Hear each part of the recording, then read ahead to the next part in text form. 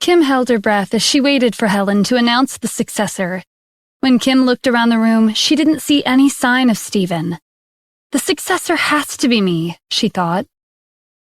If Helen didn't name her as the successor, and Stephen really had decided to leave her, she would have nothing left. Harry noticed that Kim was anxious. What's the use in being nervous now? Grandma made her decision a long time ago. He spoke like victory was already his. Before Helen could make the announcement, the host of the press conference interjected. The CEO of Global Investment, Miss Keisha Daniels, is here to congratulate the Cassidy family. The reporters present were filled to the brim with excitement. Keisha Daniels was the new upstart in Los Angeles. Not only was she beautiful, she was highly capable in the business industry. It hadn't been long since she became the CEO of Global Investment, but she was already the center of attention. Kim was surprised to see Keisha. She recalled that it was Stephen who had helped set up a meeting for her and Keisha for the investment. Maybe Keisha was here because of Stephen. Kim scanned the crowd, but she didn't see him anywhere. Helen looked at Keisha as she came on stage. Keisha's arrival confirmed what Harry had said last night. This was a conspiracy between her and Stephen. They were planning to seize control of the Cassidy family. Miss Keisha, your unexpected visit has lit up the whole room. Keisha smiled as she casually took a seat. I'm here on behalf of my boss, and Global Investment has invested $500 million into the Cassidy Group. Of course I should attend such a grand event. Harry laughed. That's ridiculous. When did Global Investment invest $500 million into the Cassidy Group? No one in the company has ever heard of this. He took out a document from his briefcase and held it up. But I do have this investment agreement that Kim gave us. She and Global Investment have already signed the contract. If you're here for the money, ask Kim for it. Harry's plan was progressing smoothly. Not only would Kim be forced to pay back the $500 million, she would also end up with huge debt. Keisha didn't have much of a reaction. It seemed like she had already predicted this outcome. Is the Cassidy family planning on shifting the responsibility onto Kim?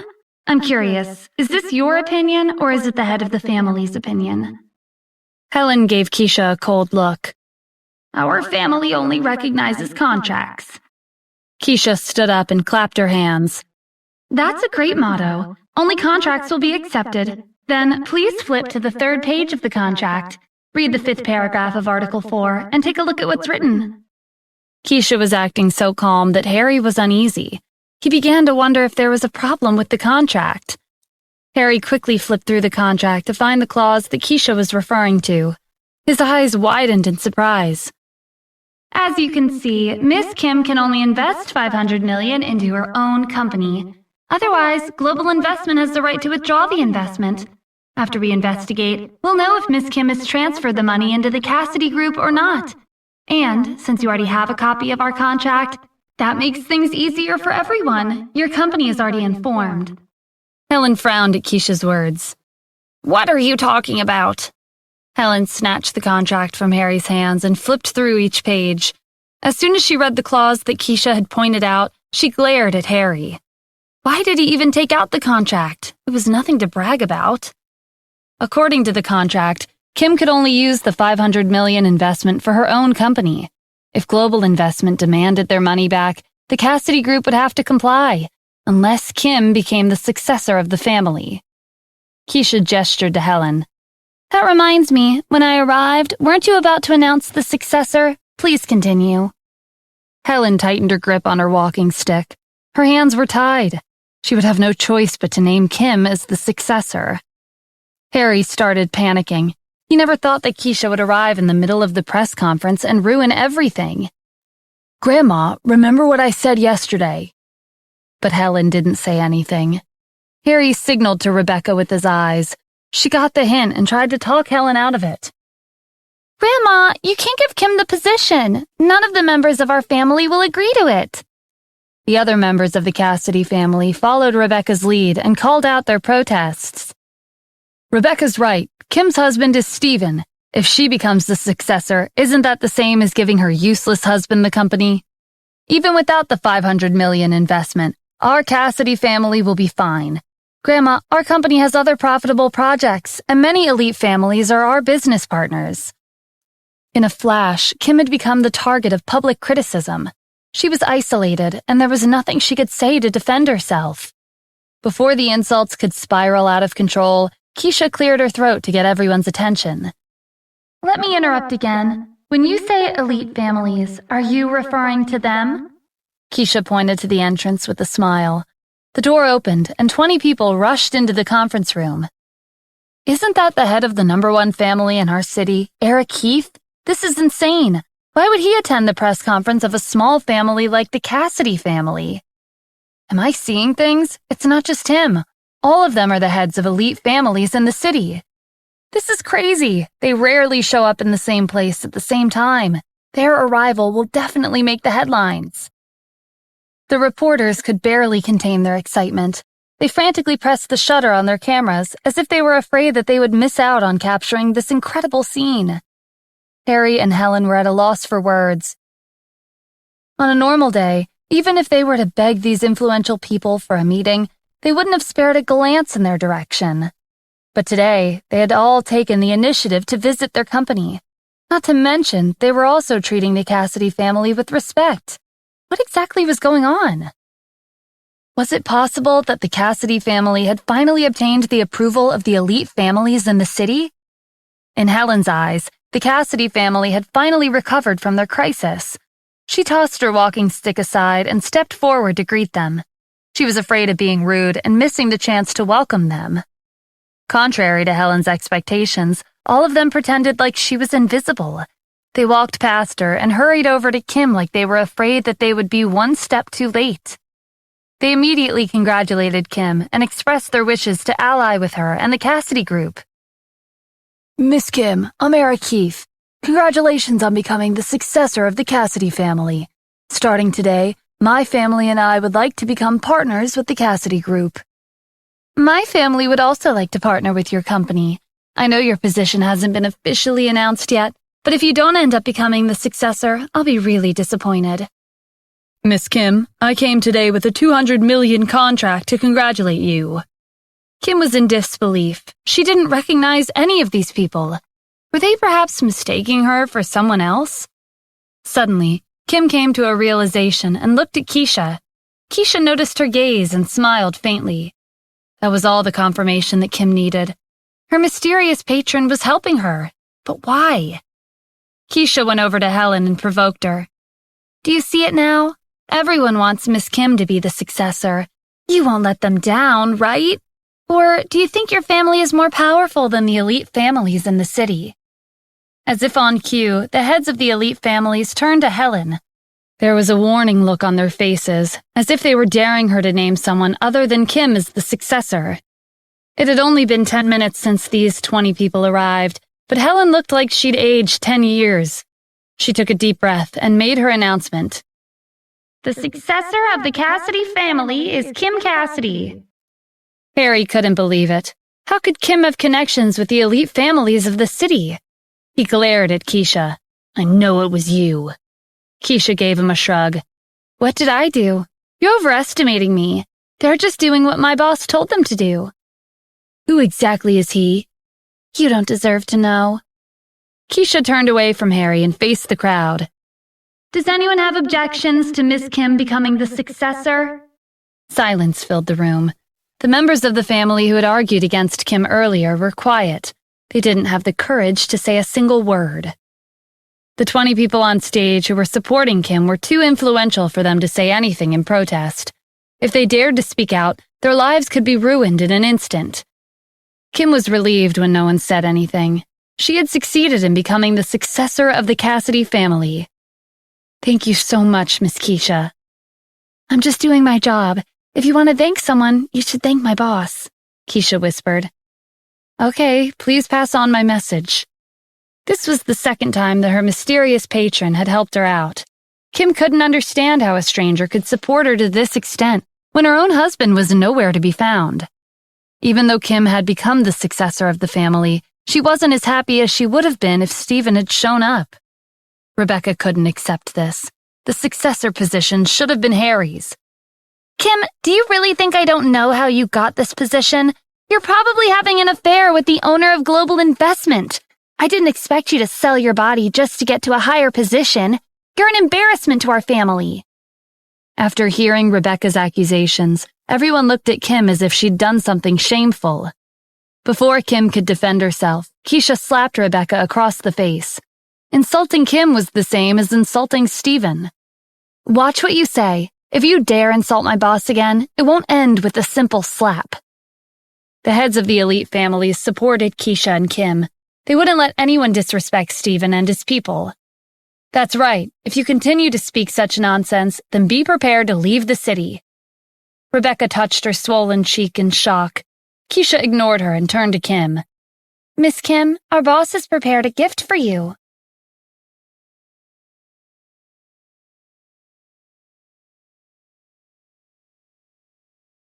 Kim looked at Keisha in confusion. What gift was she talking about? Just then, the doors to the conference room opened once again. 4 men dressed in black walked inside. Someone in the crowd recognized the symbol on their uniforms. They're bodyguards from an international security company. There are rumors that they're specially trained, and their combative skills are top-notch. Hiring one bodyguard from their company would cost over $1 million. Everyone was stunned by this information. Who in the city had the means to spend more than $4 million to hire bodyguards to deliver a gift? The heads of the elite families had only heard of Stephen recently. It was like he had appeared out of nowhere. They wondered what kind of gift someone as capable as him could have prepared for Kim. The leader of the bodyguards went on stage and stood in front of Kim. "I'm here on behalf of my boss. He's prepared a special gift for you." The bodyguard held out an exquisite box. The members of the Cassidy family disapproved of Kim for selling her looks in exchange for the successor position. Is there even a need to guess who their boss is? It's obvious that her lover sent her the gift. "I bet it's just a typical necklace, bracelet, or something along those lines. It's not worth the attention unless it's the Moon of the Nile." "I highly doubt it's that expensive. If her lover can afford to buy her the Moon of the Nile, I would have heard everything I could to get him on my side. That necklace is worth $2 billion. It can't be compared to the $500 million investment from Global Investment." Keisha's secretary whispered, "Miss Keisha, do you have any guesses as to what gift our boss prepared for her?" Envy flickered in Keisha's eyes. "A gift that can make all the women in the world go crazy." She wondered if Kim saved the world in her previous life to obtain such luck in marrying a husband like Stephen. Everyone's attention was on Kim, and one by one, the cameras focused on her. The crowd waited for her next move. Kim took the box and inspected the exterior. It was decorated with diamonds that glittered under the lights. Kim couldn't figure out why her mysterious patron had given her a gift today. There was nothing special about February 12th, other than the fact that it was her and Stephen's anniversary. One of the reporters felt like the box looked familiar, but he couldn't remember where he'd seen it before. Another reporter zoomed in on the box and realized what it contained. "I saw that box at the auction house. The Moon of the Nile is inside." The crowd couldn't believe what they had just heard. The top jewelry designer, Roman, was the one who had designed the Moon in the Nile. It was a masterpiece worth $2 billion. No one expected that they would have the opportunity of seeing this necklace in person today. Everyone held their breath as Kim slowly opened the box. This is impossible, Rebecca thought as she shook her head. She refused to believe that Kim, someone she'd looked down on for a long time, had received such a priceless necklace. The moment the box was opened, it felt like the entire conference room was a sea of lights. Kim blinked at the necklace inside the box. It really was the Moon of the Nile. Kim's heart raced with excitement. No woman could resist the charm of beautiful jewelry, and the Moon of the Nile was luxurious enough to make every woman go crazy just to get their hands on it. The necklace consisted of 28 Burmese rubies that were each decorated with diamonds. They resembled blossoming red flowers. At the center of the necklace was a beautiful jade in the shape of a moon.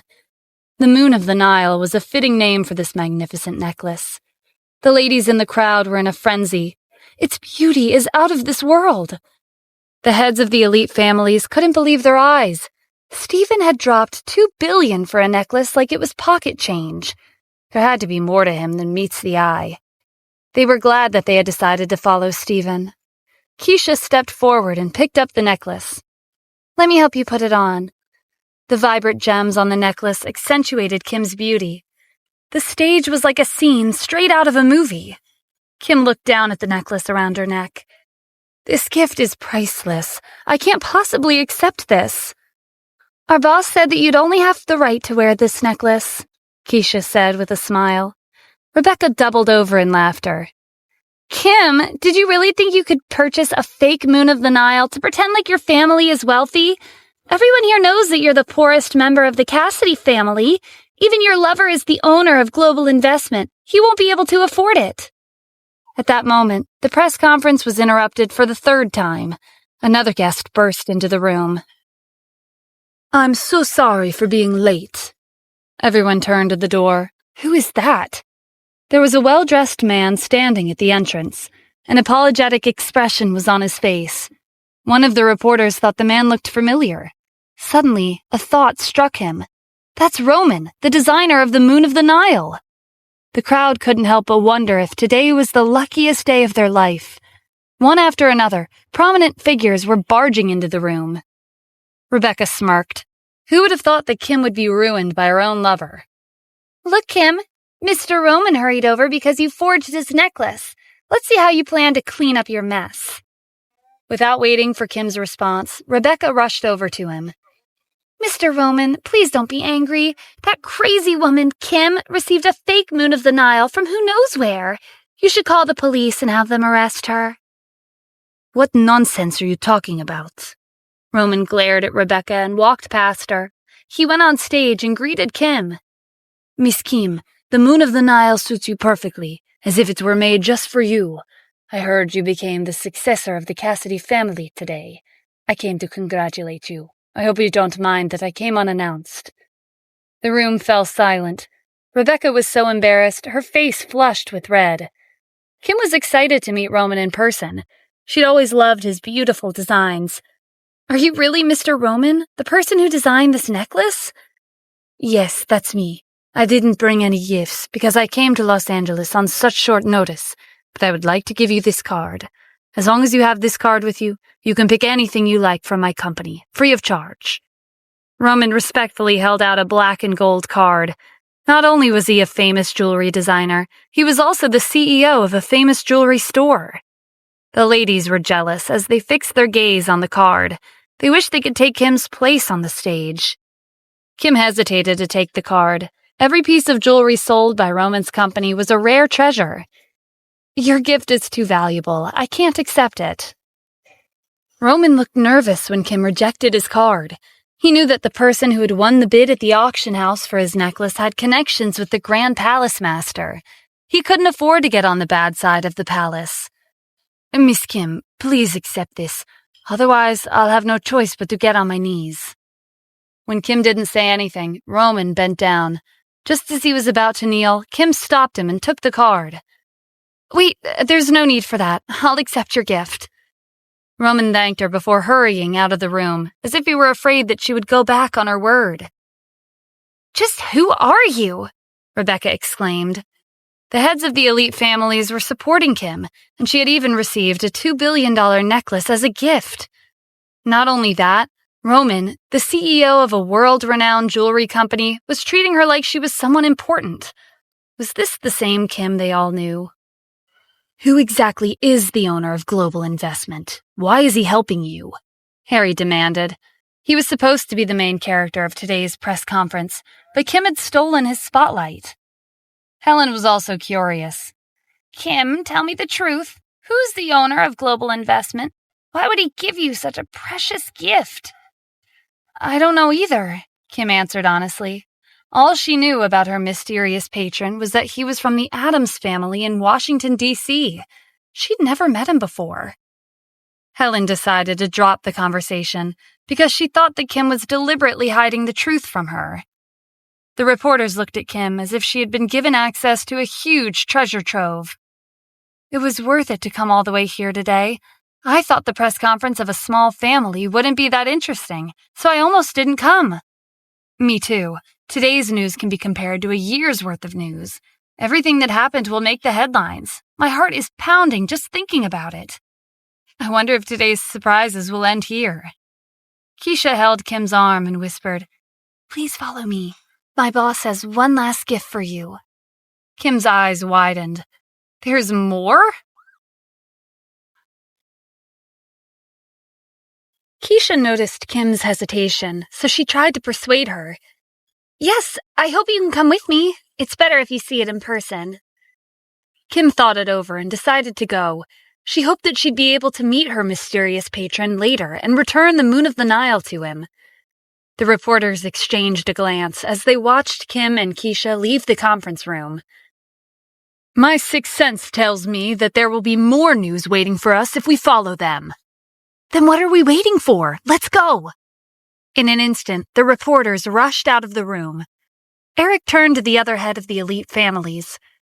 "It's been a while since it was this lively. Let's go with them." A few moments later, Helen and the members of the Cassidy family were the only ones left in the conference room. Harry clenched his fists. "Grandma, we should go too. I want to see the face of Global Investments' owner. Why would he help someone like Kim?" Everyone gathered on the first floor of the Cassidy group.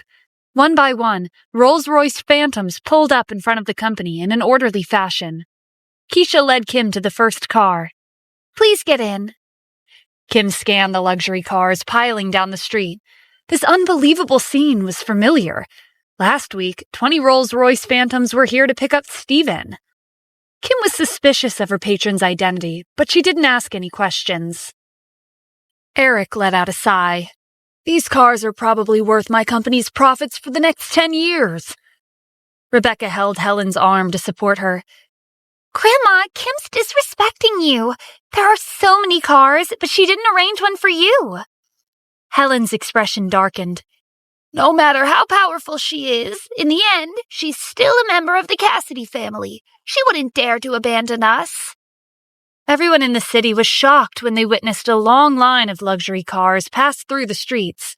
No one paid attention to the less luxurious cars that followed behind. In one of the Cassidy family's cars, Helen looked out the window. "It feels like I've been on this road before. Where are we going?" "If my guess is right, we should be on our way to the villas at the highest point in the city," Harry said.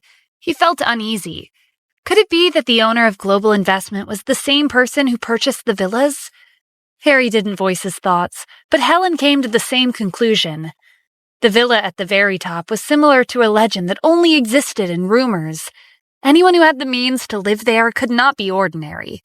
They were most likely from a high-class family with incredible power and influence. Helen had always wanted to make the Cassidy family worthy of living at this villa. Rebecca's eyes were filled with jealousy. "There's nothing amazing about that. She's married, but she's not ashamed even after having an affair. I'm younger than Kim, and I'm not married yet. If that super-rich owner of the villa sees me, he'll definitely fall in love." Helen didn't reply, but she was thinking about Rebecca's words seriously. Whoever managed to obtain the favor of such a wealthy person had the qualifications to become the head of the Cassidy family, and they would also have the Moon of the Nile. No, they would have the entire city of Los Angeles in their grasp. Harry noticed the cars change direction up ahead. Eric's car is turning around. Is he not going in? When Harry rolled down the window, he was surprised to see that it wasn't just Eric's car. All of the cars in front of them had turned around. In the car, Eric rolled down the window and spoke to the other heads of the elite families. "This is so unexpected. A few days ago, this was our home, but now it's hard to even enter." Everyone heard Eric's voice, and they understood the situation. They were denied entry by the new owner of the villas. "Grandma, should we turn around and leave? Eric's the head of the Heath family, and even he can't go in. I doubt they'll let us enter," Harry said. He felt like there was suddenly a huge gap between him and Kim. Helen slammed her walking stick on the floor. "That's nonsense. I'm not like the rest of them. I'm Kim's grandmother. She wouldn't dare to refuse me. As long as I'm alive, she has to listen to me." Helen was confident that Kim wouldn't turn her away at the gates. Just as the Cassidy family's cars were about to enter, they were intercepted by several security guards. "The owner has ordered that no one is allowed to enter." Rebecca stepped out of the car. "But I just saw Kim going in." Only Miss Kim and her family, along with Miss Keisha, are allowed to enter. Helen used her old age to her advantage. Excuse me, I'm Kim's grandmother. If you refuse to let me in, you'll be disrespecting the elderly. The security guards didn't budge. Regardless of your age and your relationship with Miss Kim, you're nothing more than an outsider. Meanwhile, in one of the luxury cars, Kim was looking at the scenery outside the window. Miss Keisha, why did you bring me here? Keisha flashed a smile. You'll know very soon. Not too long after, their car stopped at the entrance of the villa at the very top. Miss Kim, this is the last gift from my boss. This villa is all yours. Kim was shocked beyond words. Ever since she was a little girl, living in one of the villas at the highest point in the city had been her dream. And now, not only was her patron giving her one of the villas, it was the villa at the very top. Kim had never told anyone about her dream, except Stephen. Where did her super-rich patron hear about it? Keisha could tell that Kim was doubtful, so she took out a folder and gave it to her. It's true, but if you don't believe me, please take a look at this document. Kim was suspicious as she opened the folder. As soon as she took out the document, her heart skipped a beat. The very first page stated, Kim Cassidy is the property owner. Kim couldn't believe her eyes. Her mysterious patron seemed like he could make anything happen. Miss Keisha, when did I become the owner of this villa? Why didn't I know about this? Miss Kim, the only thing you need to know is that this villa is yours. No, I can't accept this. Please return this certificate to your boss. I'll be leaving first, Kim said as she put the document back into the folder. It was her dream to live here, but she wanted to obtain the property certificate through her own efforts. If she accepted the certificate, it would be the same as her receiving the villa for free. Moreover, she was Stephen's wife. She couldn't accept such a lavish gift from a man she didn't know. Regardless of the issues in their marriage, she would be faithful to Stephen no matter what.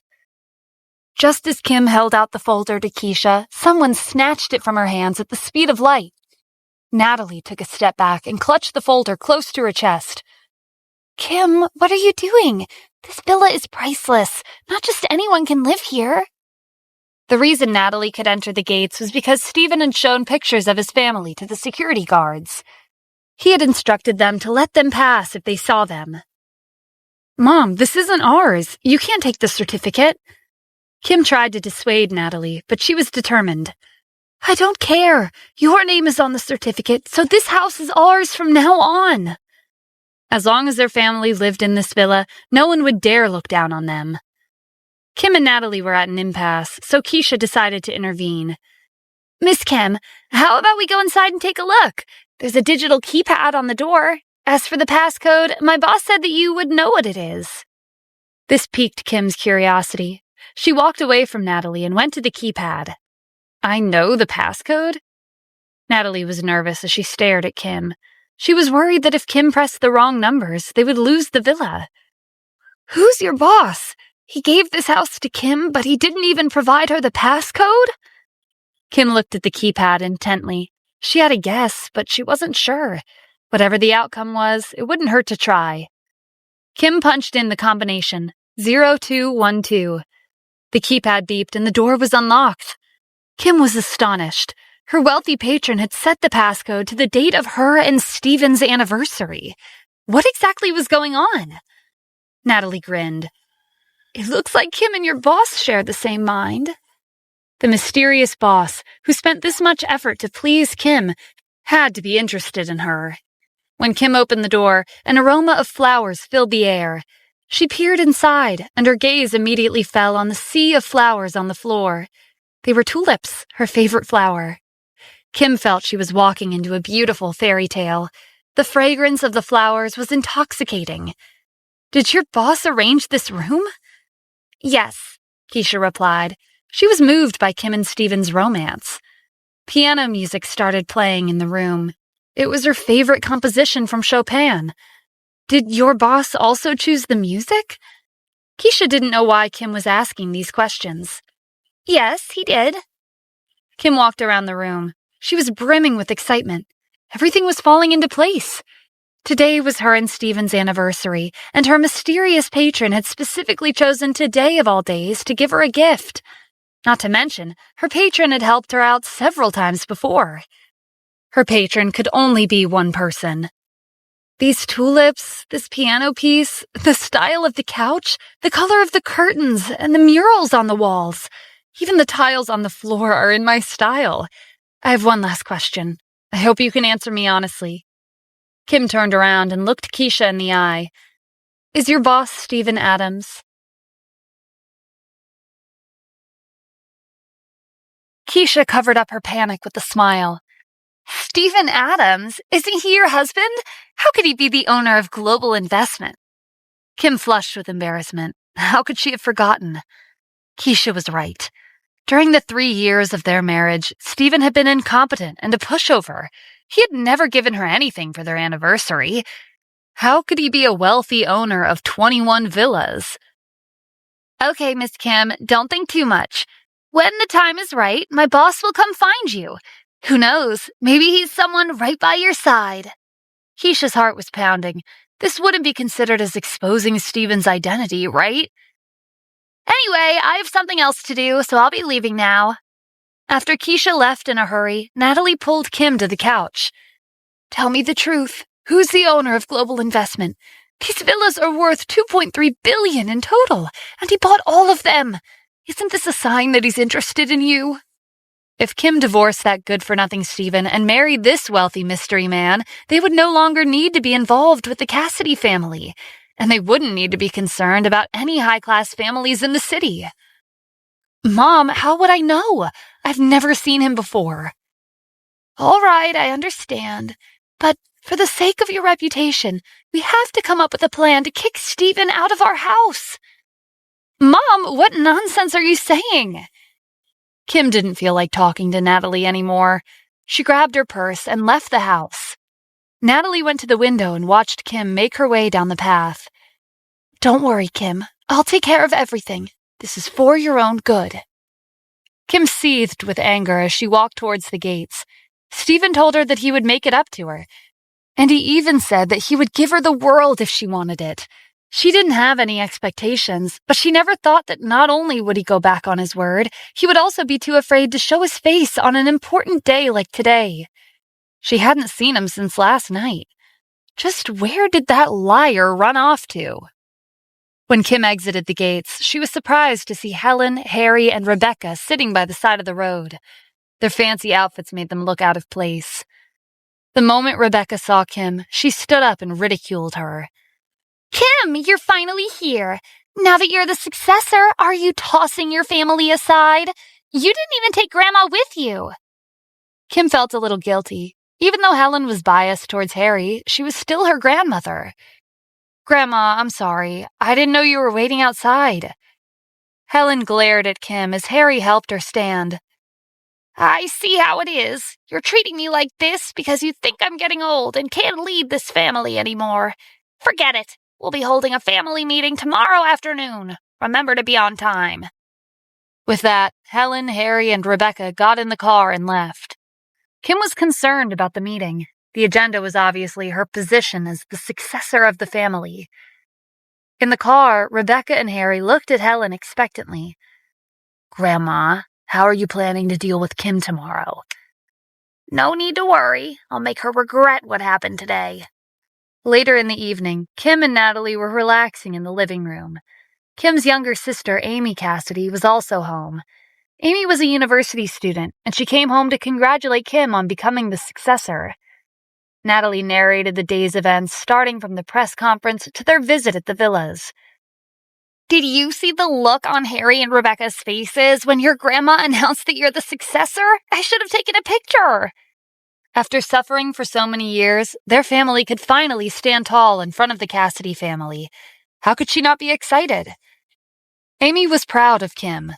You're amazing! But why would the heads of the elite families in the city help you? Also, who asked Roman to attend? You might not know this, but there is a very rich man who likes your sister. He's so rich that we can't even begin to fathom his wealth, Natalie said excitedly. She was looking forward to the day he would become Kim's new husband. Really? Then what are you waiting for, Kim? Hurry up and divorce Steven. I can't stand seeing him around the house. While they were talking about Steven, his voice came from the door. I'm back! Awkward silence filled the room. Natalie cleared her throat. Why are you shouting? Are you afraid that our neighbors don't know that Kim has a husband like you? Amy looked at Steven with disdain. Didn't you tell Kim that you were going to give her a gift? What happened to that? Why haven't we seen a glimpse of this so-called gift yet? Steven pretended like he didn't hear her. It wasn't the right time to reveal his identity. I'll go prepare dinner. Steven took off his shoes and headed to the kitchen. Stop right there! Amy ran up to him and blocked his path. Today's your anniversary. Don't tell me you didn't prepare anything. Amy, watch your words, Kim said. Maybe Steven really had prepared a gift for her. Maybe he wanted to give her a surprise. Kim looked at Steven with a trace of expectation in her eyes, but her heart sank when she saw the helpless look on his face. Natalie started scolding him. You shameless man! You're always freeloading off of us. You couldn't be bothered to prepare something for your anniversary, and you were nowhere to be found when the Cassidy family was bullying Kim at the press conference. And you're only coming back now when she's become the successor? Do you even have a conscience? After knowing that a wealthy man was interested in Kim, Natalie felt like Steven was even more incompetent than before. Even though Kim was angry, she didn't want to see Natalie scolding him. She hurried over to his side. Mom, calm down. Maybe Steven has his reasons. Why are you getting so worked up? Is something the matter? Are you really asking me that? Don't think I don't know what happened at the company last week. This husband of yours declared that he would make it up to you, but he hasn't done anything. Even your anniversary doesn't mean anything to him. Kim, don't be swayed by his empty promises. You should just divorce him. As long as Kim divorced Steven, she'd be able to marry the wealthy owner of Global Investment. Natalie couldn't wait to have a new son-in-law who wasn't Steven. Amy agreed with her. Mom's right. Just divorce him. I want that super rich person to be my brother-in-law instead. Kim glared at Amy and Natalie. Be quiet. Don't bring up divorce in front of me again. It doesn't matter what you say. I won't divorce Steven. Even though Kim had thought about divorcing him this morning, it was the fact that he had always been by her side for the past 3 years. And no matter how many times he was criticized or insulted, he never complained. She was a little disappointed in Steven's cowardice, but as long as he didn't betray her, she would never divorce him. Amy couldn't accept this. She had always considered Kim her role model. Having a husband like Steven was unacceptable. Kim, besides Steven's looks, how can he possibly match up to you? He doesn't have a stable job, and he only knows how to live off of us. Do you really want someone like him as your husband?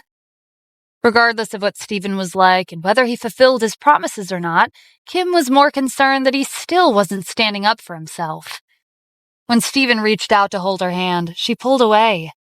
Steven's heart clenched as he fell silent. After a pause, he turned around and faced Natalie. Mom, it'll take me at most half a year. I swear I'll become a son-in-law you'll be proud of. He would need half a year to prepare everything. When the time came, he would reveal his identity and make sure that no one looked down on Kim ever again. Don't call me Mom, Natalie said. She didn't know what Steven meant by half a year, but she was already planning to kick him out in a month. The owner of Global Investment was more worthy of her daughter. Amy wasn't about to let Steven change the topic. Fine, we all heard your promise. Don't go back on your word. Anyway, I asked if you prepared a gift for Kim. Yes or no? Tell us your answer. Everyone's gaze was on Steven as they waited for his reply. Kim, I've actually already given you your gift. When the time is right, all of you will know what it is. Without another word, he went to the kitchen to prepare dinner. What did he give you? Amy asked curiously. Kim didn't have an answer. She hadn't seen Steven all day. When could he have possibly given her a gift? It seemed like the only thing he'd learned all those years was how to lie.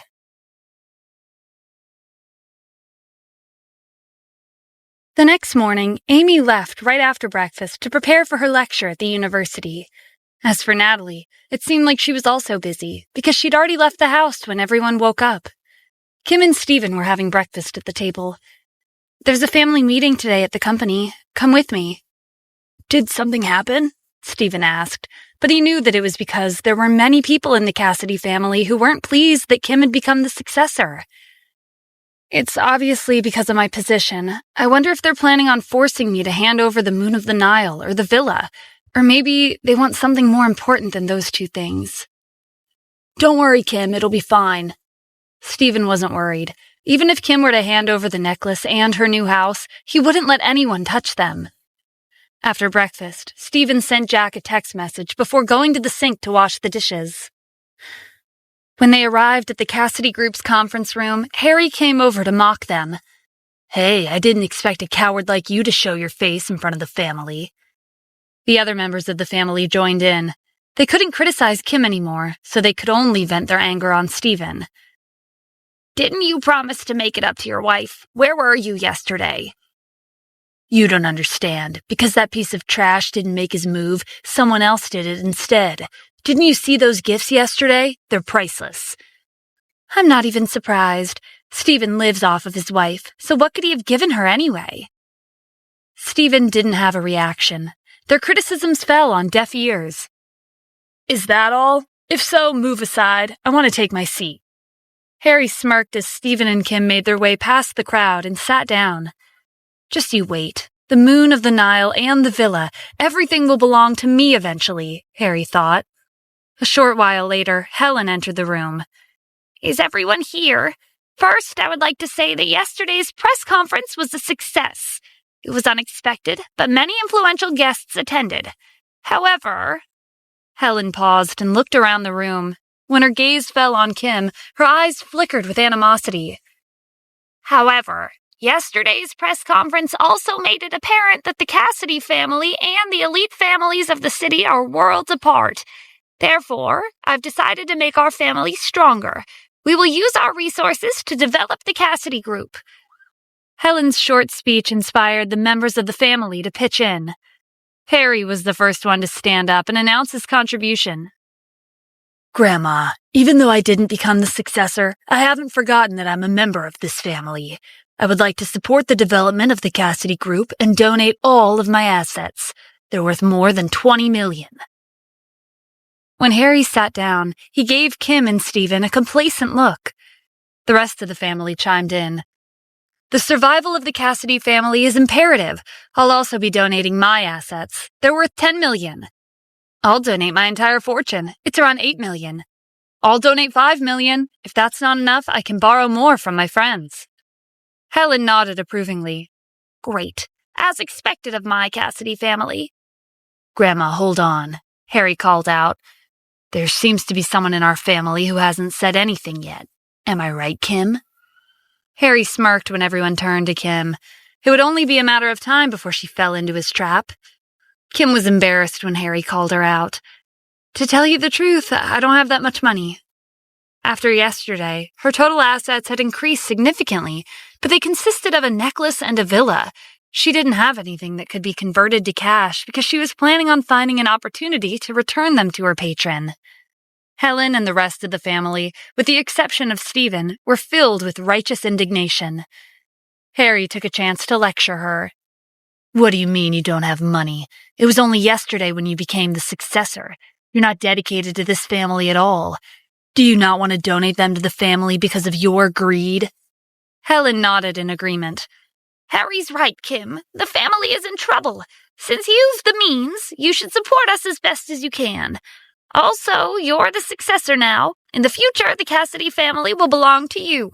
Can't you do this much for your family? Kim didn't know what to do. She'd already expected that Helen and Harry would force her into a corner. She didn't have assets of her own to help the family. If she didn't give up the necklace or the villa, she would lose the trust of the Cassidy family. Stephen looked at his watch and smiled. It was almost time. In the next second, someone burst into the conference room. It was one of the bodyguards from the international security company who had attended the press conference yesterday. The bodyguard held out an envelope to Helen. This letter is for you. After she took the envelope, the bodyguard left. Helen was suspicious as she opened the letter. As soon as she read the contents, she crumpled the paper and threw it on the table. Helen glared at Kim. Just leave." Kim didn't know what was written on the letter, but since the bodyguard from yesterday was the one who'd delivered it, she knew it was from her patron. But how did he know that her family would try to coerce her into giving up the necklace and the villa? Whatever the reason was, that wasn't important right now. Kim motioned to Stephen, and they both left the conference room before anyone could object. Grandma, what happened? Kim was just about to give in. Why'd you let them go so easily? Rebecca asked.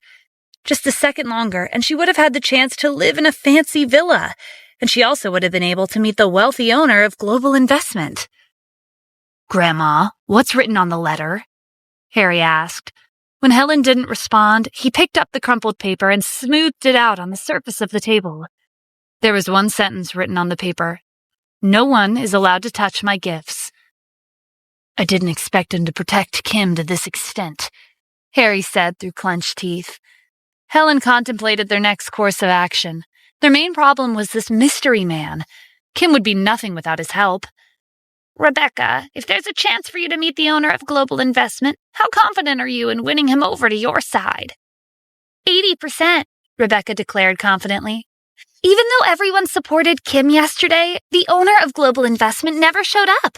How do we know for sure that he's interested in Kim and not someone else? For example, me. After all, Kim's been married to Stephen for 3 years. Rebecca was making a wild guess, but she was confident in her appearance. Even though Kim was slightly more attractive, her figure was better than Kim's. Helen made up her mind. "All right, I'll put aside my pride and visit Kim's place tonight." 1 hour later, Kim and Stephen spotted an armored transport car parked at the entrance outside their house while they were on their way home. There were also dozens of people dressed in uniform standing guard. Kim was worried that something had happened. She hurried over to the group and explained that this was her house. After the group verified Kim and Stephen's identities, they'd allowed them to enter. "Mom, what happened?" Kim asked as soon as she opened the door. To her surprise, Natalie was safe and sound, and she was all smiles as she chatted with her 2 guests. When Natalie saw Kim at the door, she ran up to her. "You're finally back. Did you see the armored car in front of the house? Doesn't it look intimidating?" "Mom, what are you doing?" Kim asked impatiently. "What does it look like I'm doing? It's all for you." When Natalie made eye contact with Stephen, who was standing behind Kim, she grabbed Kim's arm and pulled her to the living room. "I invited the president of a bank and a lawyer today. Let me introduce you to them." Kim had no idea what Natalie was planning, but she mustered a small smile and greeted them. "Hello, Miss Kim. Our bank provides excellent security services. If you leave the Moon of the Nile with us, we'll guarantee its safety," the president of the bank said. Kim suddenly understood the situation. This explained why the armored car was in front of their house. "Mom, I'll take care of the necklace myself, so don't worry about it," Kim said as she headed to her room. A lot had happened yesterday and today, so she wanted some peace and quiet. "Wait, we're not done talking. You know how valuable that necklace is. It's worth $2 billion. That's an astronomical amount of money. If it were just our family in the house, there wouldn't be a problem. But there's also a shameless and greedy person living with us right now." Natalie stared at Stephen as she spoke. Her voice was full of disdain. Kim turned around and challenged her. "Who are you talking about?" "Who else could it be? I'm talking about Stephen. Look at his shifty eyes and his relaxed attitude. Even though he's your husband, at the end of the day, he's an outsider. We have to be careful." Kim was frustrated with Natalie's false accusations. "Mom, Stephen's not like—" Just as Kim was about to speak up for Stephen, he pulled her on her sleeve. "It's okay, just let her do what she wants. It's true that the necklace is valuable. It'd be safer to leave it at the bank." Stephen understood why Natalie was being cautious, but he was the one who gave Kim the necklace in the first place. There was no way he'd steal his own gift, or anything from Kim for that matter. Kim took a deep breath to calm down. "Fine, I'll do as you say." Kim gestured to the lawyer. "What about him? Why is he here?" Natalie was pleased that Kim was willing to compromise about the necklace. It was time to move on to the next order of business. "He's here with a contract. It's important to be clear-cut about your assets since you're married."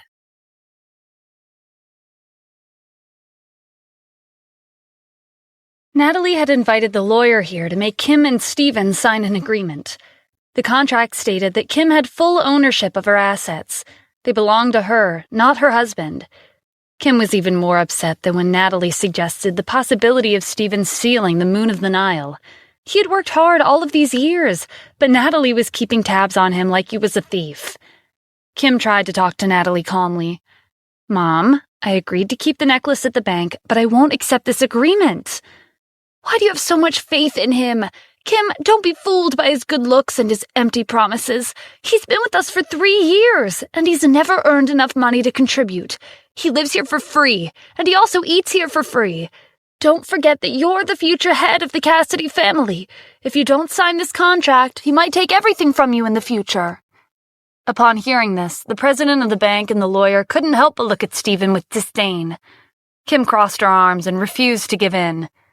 "No matter what, I won't sign this contract." Stephen had been quiet for some time, but he suddenly went up to the lawyer and asked him for the contract. "I've never seen one of these before. Can I have a look?" The lawyer took out a copy of the contract from his briefcase and gave it to him. Stephen looked the contract over, and in one smooth motion, he picked up a pen from the table and signed his name. By the time Kim realized what he was doing, it was already too late to stop him. "Why did you sign that?" Stephen smiled and waved the contract in his hand. "I already signed it, but I have one condition." Natalie looked at him in disapproval. I knew you wouldn't sign it so easily. Kim, this is what he's really like. He's finally showing his true colors. Okay, tell us, how much do you want? I don't need money. My condition is to add one sentence to this contract. All properties under Stephen Adams' name will belong to Kim. Everyone in the room was dumbfounded. Properties? What properties do you even have? Don't act like you have assets of your own, Natalie said. The lawyer had already guessed from his brief discussion with Natalie that Stephen was the useless son-in-law of the Cassidy family. How could he have any properties under his name? But if this was how Stephen wanted to play, then who was he to refuse? "In that case, please email me a list of your assets." Stephen agreed and took out his phone to send Jack a message. He told Jack to email a small list of his assets to the lawyer. Stephen was afraid that if he revealed too much of what he owned, his identity would be exposed. Maybe even the smallest would put him at risk. He whispered to the lawyer, "Considering your occupation, you're aware that secrecy is important in your field, right?" "No need to worry," the lawyer said mockingly. Even a good-for-nothing husband like Stephen knew how to talk like he was all that. It made him seem like he was secretly a billionaire. But when the lawyer opened his email, he couldn't believe what he saw. Stephen's assets were worth an incredible amount. The lawyer gave Stephen a suspicious look. Who exactly was he? By the time everything was settled, it was already evening. All of a sudden, Natalie shrieked in surprise. Kim and Stephen rushed into the living room. "What happened?" Natalie was pale as she clutched her phone. "Your grandma's on the way here. What should we do? Why is she coming over? What did we do wrong? Your dad isn't in the city right now, so we'll have to deal with her by ourselves." Helen was the person Natalie was afraid of the most. Whenever she saw Helen, she would be too scared to say a word. "Stephen, do you think Grandma's coming to pressure me into giving up the necklace and the villa?" Kim asked worriedly. "No, it should be the opposite. If I'm not wrong, she should be coming to ask us for a favor," Stephen said in a low voice.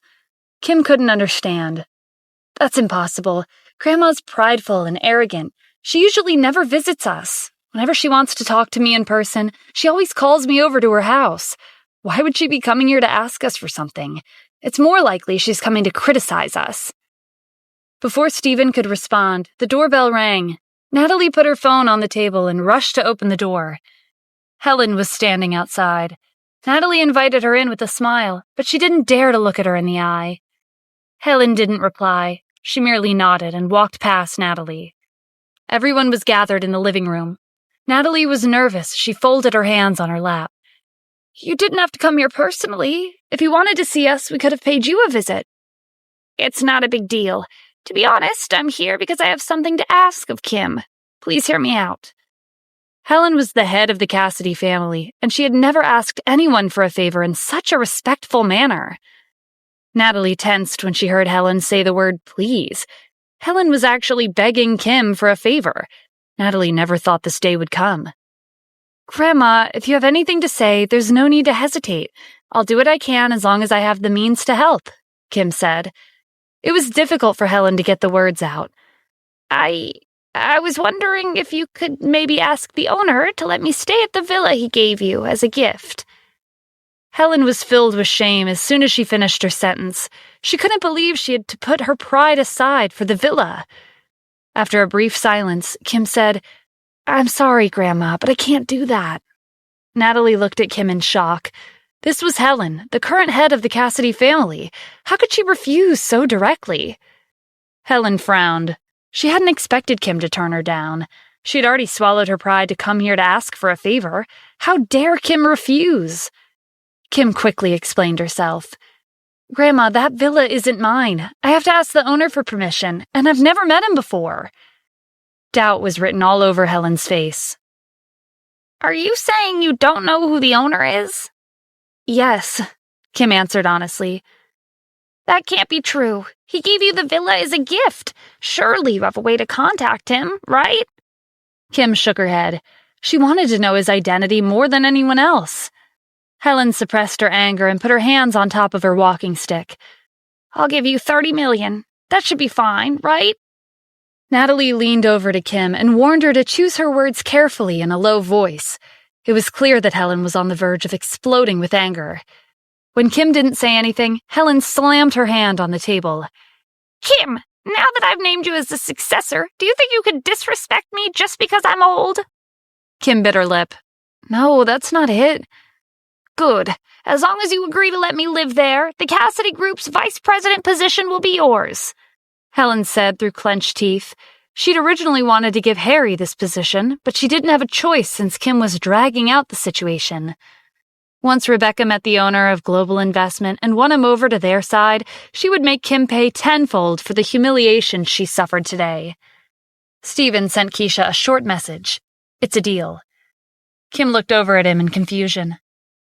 "Didn't the owner of Global Investment give you that villa? Why don't you call Keisha and ask her?" Stephen suggested with a smile. Contacting Keisha had crossed Kim's mind, but she didn't know if letting someone else stay at the villa would be out of line. Kim glanced at Helen, who was seething with anger. Since things had to come to this, she could only try. Kim gave Keisha a call. "Miss Keisha, I'm sorry for calling so late. There's something I would like to ask." As Kim politely told Keisha her request, her face burned with embarrassment. It felt like she was begging Keisha for money. To Kim's surprise, Keisha easily agreed.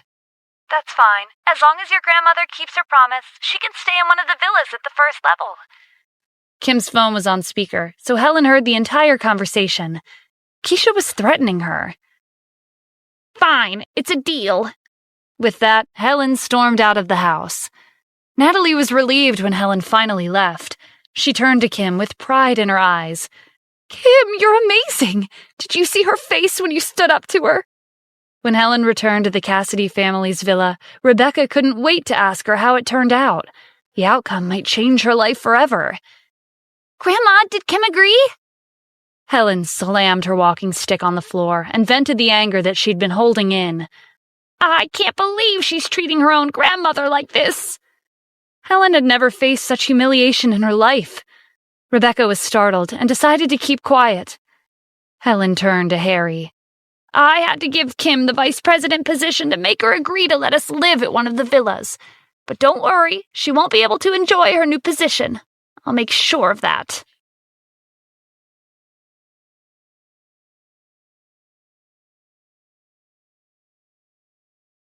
For the past few days, Natalie had been telling Kim that she wanted to move into the villa at the highest point in the city.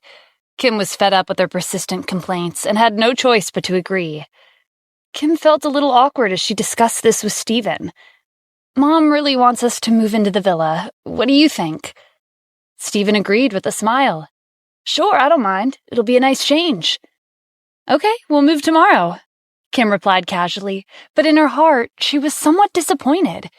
She was worried that suggesting to move into the villa that a wealthy business owner had gifted her would be a huge blow to Stephen's self-esteem and pride. But it seemed like her concern was unnecessary. As a matter of fact, it felt like Stephen didn't care at all. Maybe he didn't have self-esteem nor pride to begin with. Or maybe he just doesn't care about me, Kim thought with a sigh. Early the next morning, everyone was in a frenzy as they rushed to finish packing. Amy was also home to prepare for the move. She was absent-mindedly packing her things into bags. Kim noticed that something was bothering her. Is there something wrong? No, I'm just tired. I went to bed late last night. Kim watched Amy hide in the corner and pack her things. There was definitely something going on. They finished packing at noon. Aside from their valuables, everything else would be delivered by the moving company. When they arrived at the villa, the staff lined up and welcomed them. The staff had cleaned the villa and put up decorations for their move. The security guards were also waiting for them. They hurried over to help Stephen and Kim with their bags. Natalie was annoyed when the security guards ignored her. Do you need to get your eyes checked? Can't you see how many bags I'm carrying? To her surprise, the security guards pretended like they didn't hear her. They took Stephen and Kim's bags into the house. From the beginning until the end of the move, they didn't spare Natalie a single glance, as if she was invisible. Natalie glared at the security guards as they left the house. When I get the chance, I'll get rid of all of you, she thought. When the four of them were alone in the house, Natalie waved to Kim, gesturing for her to sit next to her. Is this really our home? That's right, Kim said as she looked around. The home had been decorated according to her preferences.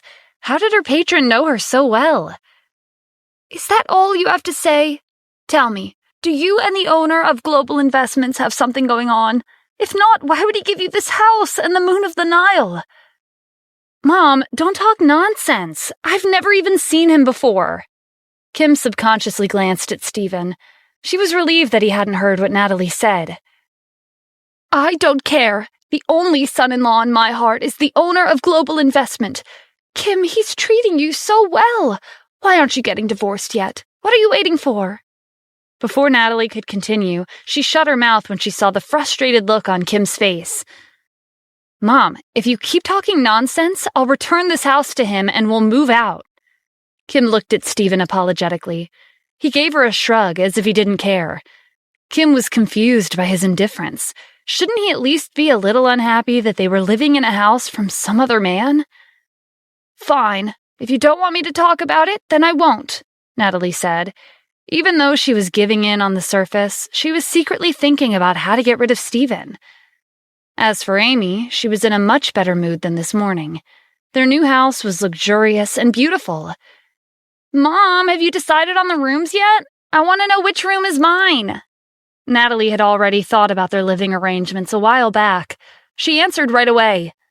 I'll be living in the master bedroom. None of you have any objections, right? I've worked hard for this family day and night. Natalie was happy when no one said anything. Kim, the first room in the corridor is yours. The view is great. You can see the entire garden from there. Amy, you'll be in the room next to your sister. When Natalie looked at Stephen, her smile disappeared. You've even followed us to this house. How shameless can you be? I noticed there's a small room near the balcony. You can live there. Kim was not pleased to hear that. The room near the balcony was much smaller than the other rooms in the house. The bed took up most of the space, and there was no room to put anything else inside. How is Stephen supposed to stay there? Mom, what are you saying? There's another room available. Natalie looked at Stephen in disgust. He was blocking Kim's path to success. So what? He should be grateful that he even has a room. I really don't know if he's stupid or just faking it. How could he have followed us here when he's never contributed anything to our family?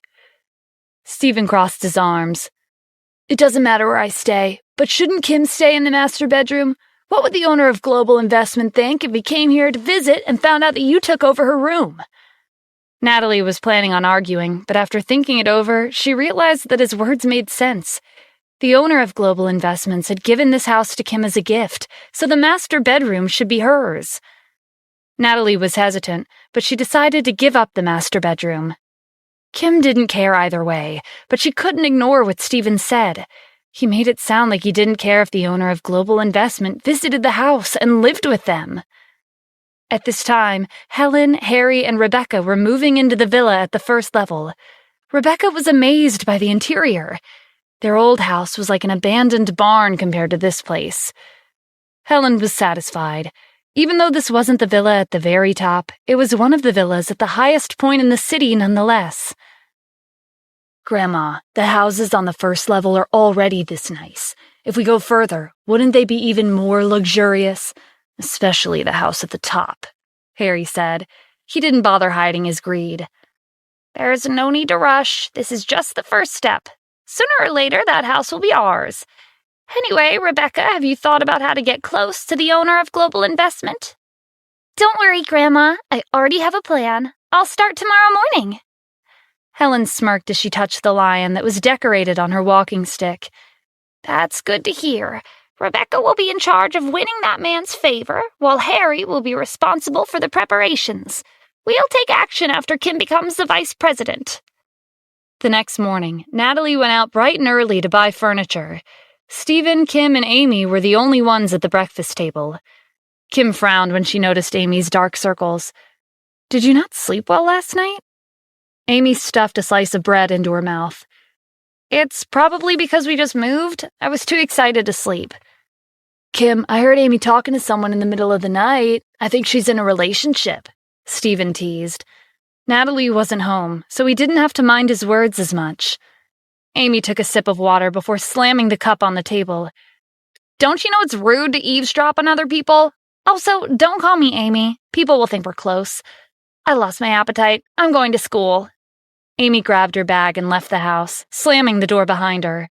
Kim gave him an apologetic look. She's been in a bad mood lately. Don't mind her. Stephen shrugged. He wasn't that bothered by Kim's unruly family. It's fine, I'm used to it. All right, it's time for me to go to work. If you don't have any plans today, stay home and tidy the house.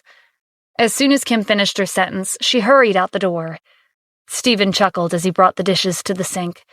As expected, I'm the most idle person in this family. Just then, someone rang the doorbell. Stephen wondered who it could be. It was still early. He didn't think too much as he opened the door, but he didn't expect to see Rebecca waiting outside. Stephen sighed. Why is it you? Rebecca put her hands on her hips. She was wearing a low-cut, tight dress to accentuate her curves. What's with that look on your face? Are you disappointed to see me? Stephen didn't bat an eye at her revealing outfit. Why are you here? Without answering, Rebecca inched closer, but before she could lean against him, he took a step back. Rebecca stumbled and almost tripped on the doorstep. Stephen didn't know what tricks she had up her sleeve, but he didn't want to find out either. If you don't have anything to say, then please leave. Rebecca regained her balance and pretended like she wasn't embarrassed. Stephen, you don't know a good opportunity when you see one. I'm here to discuss a business deal with you.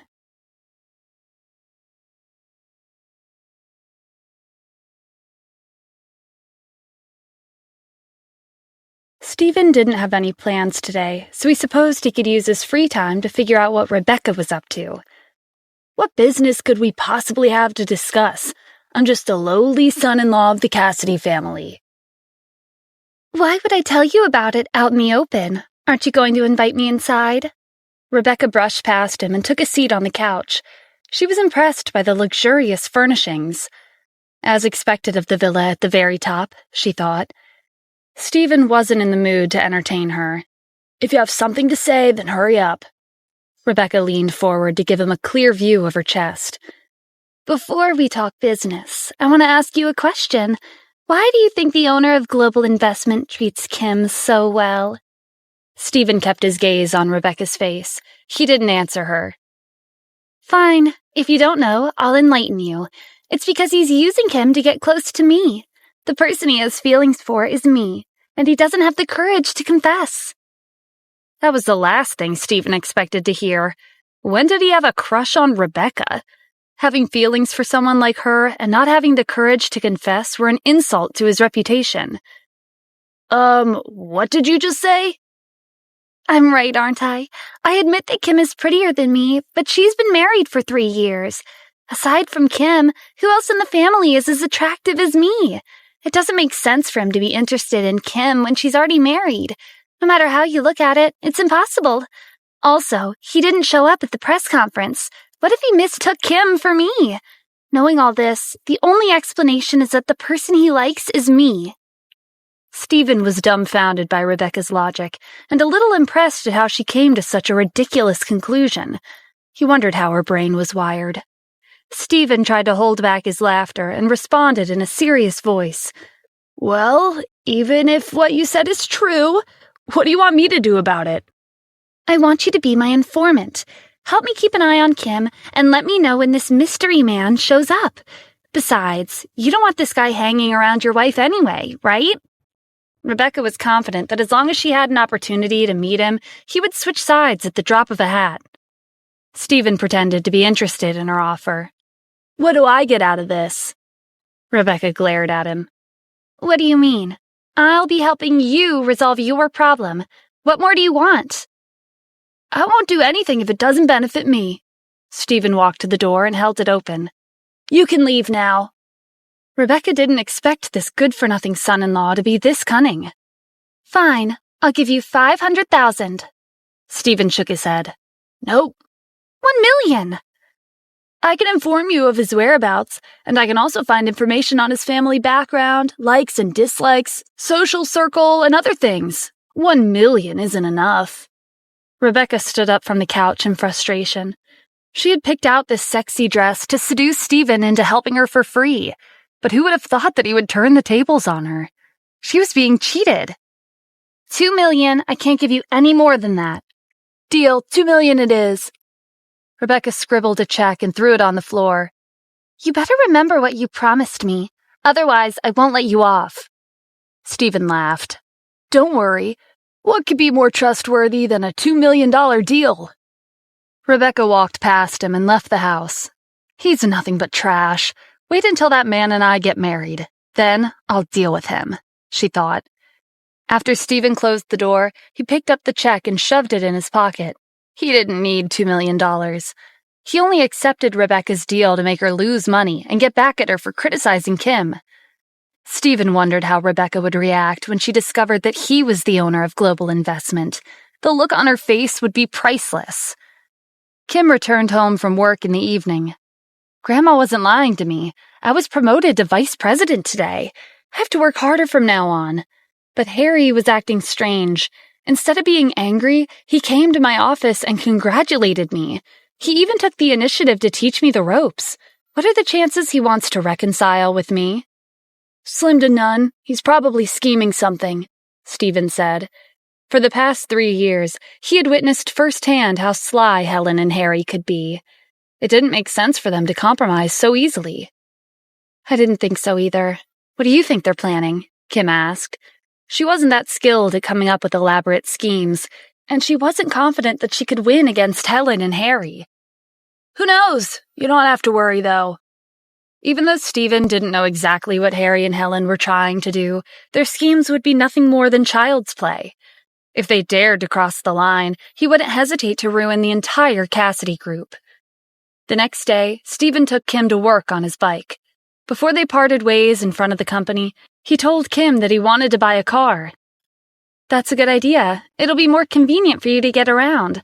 Why don't you take a look and call me later for the money? Without waiting for his reply, Kim hurried into the building. After she left, Stephen rode his bike to a well-known car center. He decided that he would buy a Porsche to start off. He didn't want to be too high-profile. After chaining his bike, he went inside. An employee greeted him at the entrance. Hello, how can I help you? I'm just here to take a look. When Stephen was about to inspect the cars, he remembered that his friend John was in the car-selling business. They used to be colleagues who delivered food until John found a new job. Back when they worked together, they were the poorest in the team. Whenever life was tough, they encouraged each other. They were two friends who bonded from the hardships in life. After Stephen gave John a call, he arrived in 10 minutes. They met outside the car center. Stephen, I'm really sorry. I've just been promoted to manager, and I'm busy with all kinds of things. My head is spinning from the workload. Stephen hadn't seen John in 2 years. He looked completely different from before. If they passed each other on the streets, Stephen might not have recognized him. Stephen was sincerely happy for his old friend. Congratulations! Promotions are a good thing. It's not that big of a deal. What about you? What have you been up to? Same as before. Nothing much has changed. I see, John said. When he glanced behind Stephen and saw his bike, his smile fell. John was actually the manager of this car center. His colleagues and customers were inside, and he didn't want to be seen with someone who delivered meals for a living. John forced another smile. Did you come to introduce me to a customer? Stephen noticed the change in John's attitude. It felt like he wasn't as sincere as before. No, I'm here to... John cut him off. If not, you should head home. I'll treat you to a drink next time. John was annoyed that Stephen had called him to waste his time. Just as he turned to leave, Stephen called out to him. Wait, I'm actually here to buy a car. John shook his head. He thought that was ridiculous. Are you serious? Do you know what kind of car center this is? Stop messing with me and leave. I don't have as much free time as you. Stephen didn't say anything. He walked past John and entered the car center. If John didn't want to help him select a car, then he would have to ask someone else. Stephen spoke to the same employee who had greeted him earlier. I'd like to see your selection. The employee nodded and asked him to follow her. Just then, John burst into the car center. Stop! The employee was startled to see her manager all of a sudden. She quickly greeted him. Sarah, how many times have I told you? You need to have a good eye for people. Our job is to sell luxury cars. Not just anyone can afford them. Don't waste your time on him. But he's a potential customer, and we should treat him with respect. Before Sarah could finish, John interrupted her. Even if he is a customer, that doesn't mean he's worth our time. Do you know what he does for a living? He delivers meals. How can he afford to purchase one of our cars? Stephen frowned when John lectured his employee, even though she was just trying to do her job. Moreover, it seemed like he didn't care about keeping up pretenses anymore. John, are you sure you don't want to do business with me?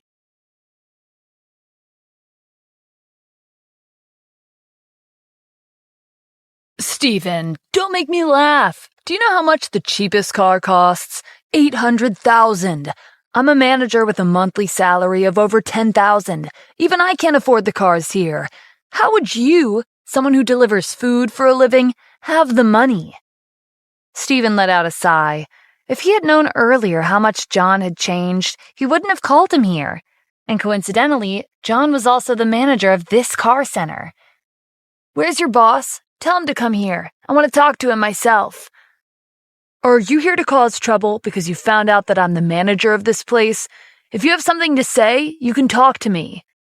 Stephen couldn't be bothered to argue with John anymore, so he found a seat and sat down. I'll give you 3 minutes. If your boss doesn't show up, I'll make you regret it. 3 minutes isn't necessary. I'll make you regret it right now. John called a few security guards over. If Stephen wouldn't leave, then he would have no choice but to use force. Before anyone could make a move, the owner of the car center returned. What are all of you doing? John didn't expect his boss to show up and see this commotion. It's not serious. Someone's just causing trouble. I'll kick them out right away. John motioned to the security guards. What are you waiting for? Throw him out. Wait, the owner said as he looked down at Stephen. Tell me why you're making a racket this early in the morning. You're bothering the other customers. I'm not here to make your lives difficult. I just want to buy a car. Stephen's goal was simple. He wanted to purchase a car of his own to drive his wife wherever she wanted to go. John didn't believe that someone who could barely afford a meal could possibly have the money to buy a luxury car. Boss, don't listen to his nonsense. He delivers takeout for a living. It's impossible for him to buy one of our cars. Stephen was amused when John repeatedly put him down. It was clear that John didn't want to be acquainted with him anymore. Stephen looked up at the owner. I changed my mind. I don't want to buy a car. I want to buy your car center. John and the owner were at a loss for words. Besides Stephen, there were several other customers in the store. They had been minding their own business until they heard him say something ridiculous. Did I hear him right? Did he just say he wants to purchase this entire store? The cars alone are worth $90 million. What a pity. He's so young, but he's out of his mind. If he can't even afford one of these cars, how can he afford to buy the store? John recovered from his shock and laughed. Are you crazy? Do you know how much this car center is worth? It's an amount you can't even begin to imagine. Stephen ignored him and spoke to the owner. You're wasting my time. How much are you selling this car center for? The owner quickly asked Sarah to bring him a list of their inventory. He didn't know who Stephen was, but he had an intimidating aura that made other people unable to refuse his orders. The cars we have are worth a total of $90 million. In addition to the rent, there are also wages and utilities to factor in. The owner picked up the calculator and punched in a list of numbers. The final amount displayed on the screen was $120 million. John took out a $20 bill from his pocket and threw it on the floor. Now do you realize how ridiculous you're being? Here's $20. You don't have to pay me back. Hail a cab and go home. Stephen didn't spare a glance at John as he continued his conversation with the owner. Give me your bank number. The owner wondered if Stephen was secretly super rich.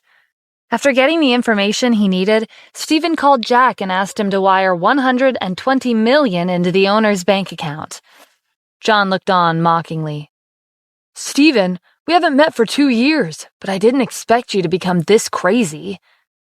As soon as these words left his mouth, the owner's phone rang with an incoming message from his bank. He had received $120 million. The owner was in disbelief at the number of zeros in the message. He almost dropped his phone. John thought the owner was too angry to speak. You don't have to deal with him. If you leave it to me, I'll teach him a lesson. After working here for 2 years, John had made connections with several wealthy people. The owner had also told him that he had a talent for this field. Someone like Stephen couldn't match up to him. The owner glared at John and kicked him without warning. Are you trying to drag me down with you? If you know what's good for you, then keep your mouth shut. He transferred $120 million within a few minutes. $120 million? How is that possible? John stuttered. If you have nothing else to say, then leave, Stephen said. We'll leave immediately. In the future, if there's anything I can help you with, don't hesitate to ask. The owner trailed off when Stephen gave him an impatient look. The owner dragged John, who was still shocked beyond words, out of the car center. Stephen looked around the store. His gaze fell on Sarah. You're Sarah, right? You'll be in charge of managing this car center from now on. Sarah was ecstatic at her sudden promotion. I won't disappoint you. The other customers in the store were excitedly whispering amongst themselves. Some of them had even taken out their phones to record the scene. That girl is really lucky. Other people would have had to work as a manager for more than 10 years before getting to her position. Who is that person anyway? Who in the city has enough funds to purchase an entire car center in a few minutes? Wait, he looks familiar. In the afternoon, Stephen drove back to the villa in his new Porsche. Kim, Amy, and Natalie were in the living room watching TV. Stephen was confused when he saw Kim. She had just become the vice president of the Cassidy Group. Shouldn't she be busy with work? Why are you home so early? Kim crossed her arms in annoyance. There was nothing to do, so I came home. After arriving at the company, she sat around in her office until noon. Even though she was promoted to vice president, it was all for show. She had no authority. Kim recalled that Stephen told her he wanted to buy a car this morning. By the way, did you decide on a car? Natalie looked away from the TV. What? You want to buy a car? You can't even afford it. Don't even think about spending Kim's money. I won't allow it. Amy frowned as she hugged her knees. Mom, he barely earns any money. He hasn't seen much of the world, so I doubt he'd want to buy a luxury car. Stephen, don't listen to their nonsense. Our car is old, so it's time to get a new one anyway. Which car caught your eye? Kim asked. Natalie and Amy were also curious. The three of them looked at Stephen and waited for his answer. Stephen felt self-conscious at all the attention. Well, you see, I went to a car center and saw a Porsche. Amy cut him off. Are you serious? You're going straight for a luxury car? Do you think you're some rich and handsome young man? You're hopeless. You should just stay home instead of going out and embarrassing yourself and our family," Natalie scolded. Stephen could barely support himself, and their family didn't have that much money to spare. Why would he want to buy a Porsche? Kim was disappointed in him. "Never mind. Tomorrow I'll come with you, and we'll look at other cars." "There's no need for that. I drove the car home. The Porsche is in front of the house."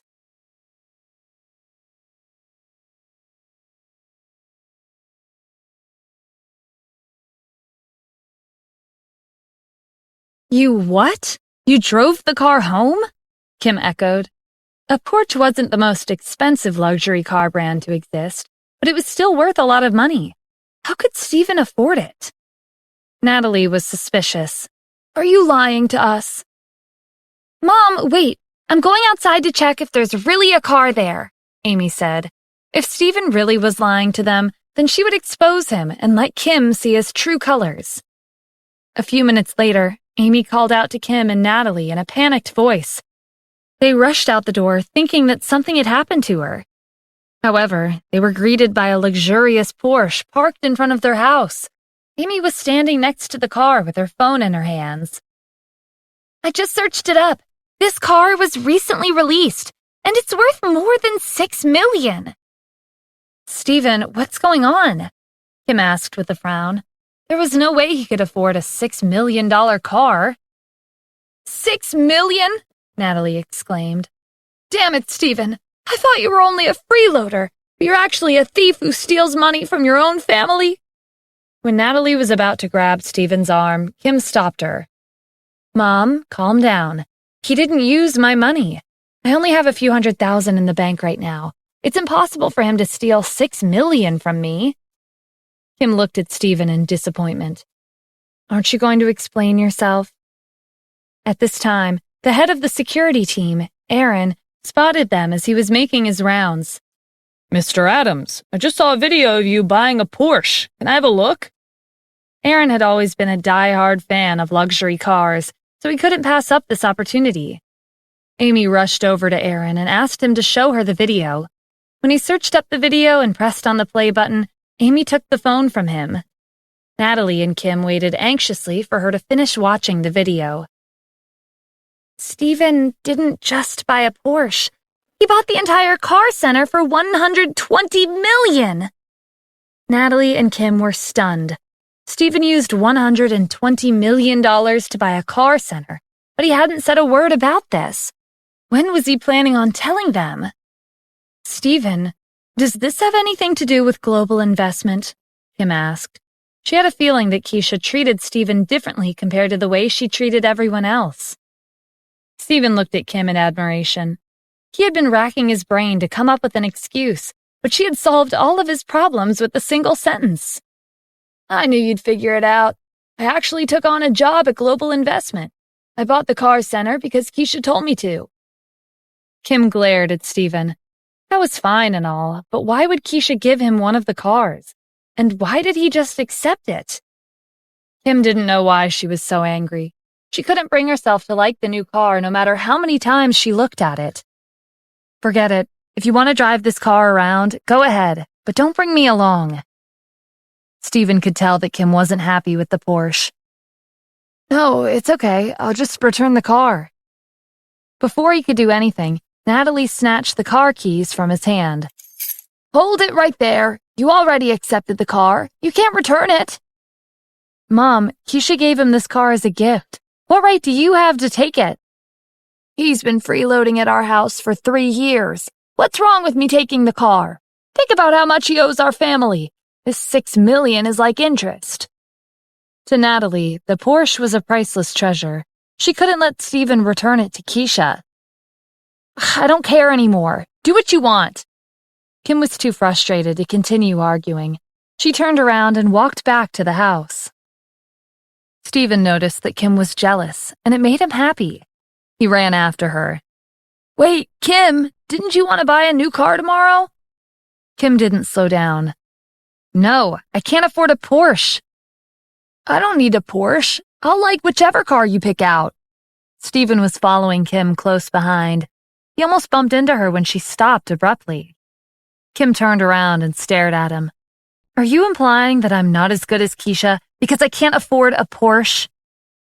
Stephen was at a loss when he met her serious gaze. He had a feeling that their conversation was headed in the wrong direction. After an intense stare-down with Kim and trying to convince her that he didn't mean it like that, they decided to purchase a car today instead of waiting until tomorrow. The next morning, Stephen drove Kim to work in their new car.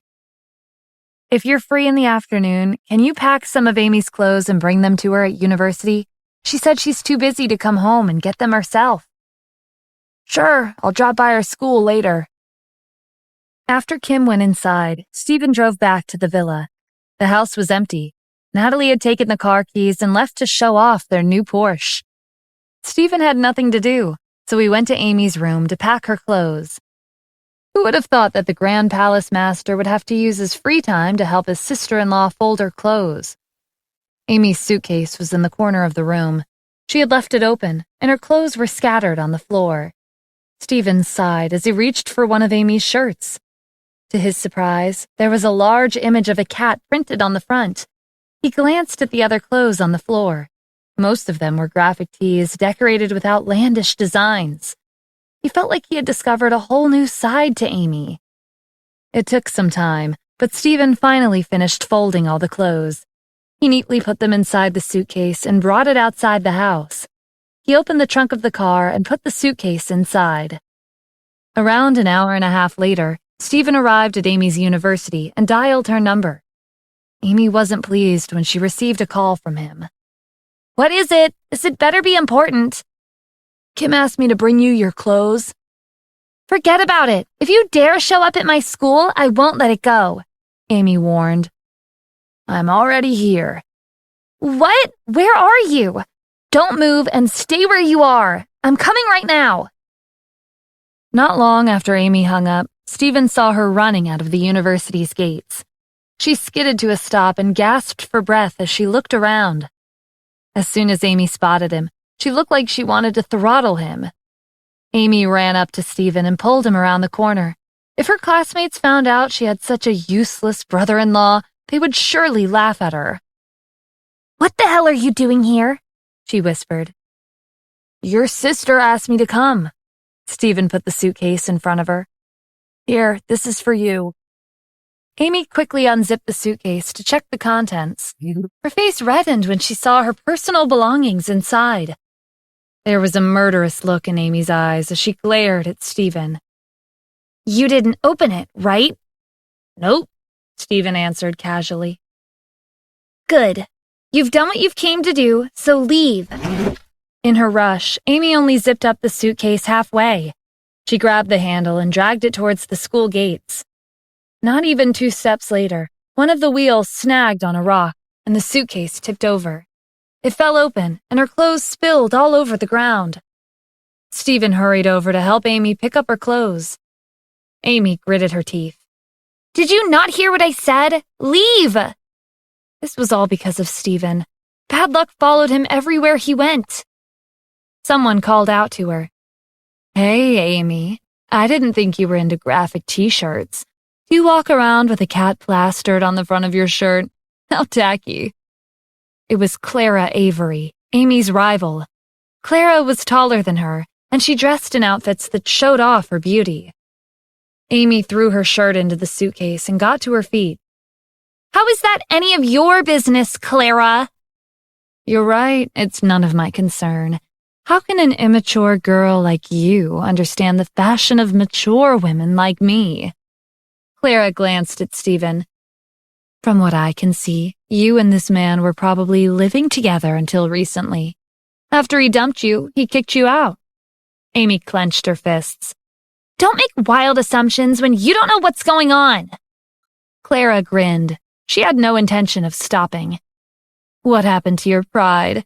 No matter how cheap you are, you can't shack up with some random man you probably found on the streets.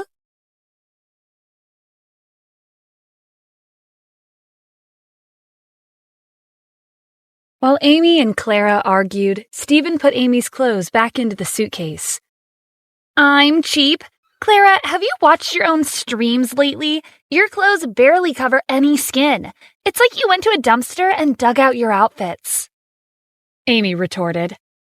That's called being sexy. You could wear cute clothes, too, but unfortunately. Clara looked her up and down before continuing. You won't look as good as me. You don't have the body for it. I'm warning you now, A-Live's queen will be me. Amy was about to explode with anger. It was true that her body wasn't as curvaceous as Clara's, and this was something she had always been self-conscious about. Don't get ahead of yourself. No one knows who will win. Aquaria Live, or A-Live for short, was the most popular streaming platform on campus. Each year, they would choose a king or queen based on their popularity. And this year, the adorable Amy and the sexy Clara were both highly anticipated to win. Is that so? I heard you've been chatting with a wealthier viewer every night on your streams to get him to give you more gifts on the day of the finals. I hate to break it to you, but he's not on your side. Turn around, and you'll see what I'm talking about, Clara said with a grin. Amy looked back and saw a man dressed in luxury clothes. His name was Brian, and his nickname on A-Live was General. He was a famous viewer among streamers. Brian had been very active on Amy's streams recently. She hadn't expected Clara to steal him away from her. Brian smirked as he spoke with complete confidence. You should give up. With me here to support Clara, no one will be able to steal her position as the new queen of A-Live. Clara threw herself into Brian's arms and pressed against him. Honey, not only are you handsome, you're also amazing. From the lust in Brian's eyes, it was clear that Amy had been chatting with an online pervert who preyed on young women, trying to win influencer status. Clara, you're shameless. For the sake of winning the championship, you actually sold your body. You would if you could too, Brian said. Stephen zipped up the suitcase and looked up at Brian with disgust. He couldn't stand seeing his sister-in-law being bullied like this. Do you not have any decency? You're preying on young women and even flaunting it in public. How dare you talk to my honey like that? One phone call from him and your life is over, Clara threatened. Stephen wasn't fazed in the slightest. Dragging out this conversation is pointless. How about this? Let's make a bet. If Amy becomes the new queen, you'll kneel and apologize 99 times. If Clara becomes the new queen, I'll do that for you. What do you say? Brian looked at Stephen like he was a fool. I accept. Amy, your boyfriend sure is bold. I'm not her boyfriend, I'm her brother-in-law. Stephen took out a pen and wrote a number on a piece of paper before stuffing it in Brian's pocket. This is my number. Keep it safe, or else you won't be able to see me again. No need to worry. You'll definitely receive a call from me after the finals. With that, Brian and Clara left together. Amy gave Stephen an expectant look. He sounded so confident just now.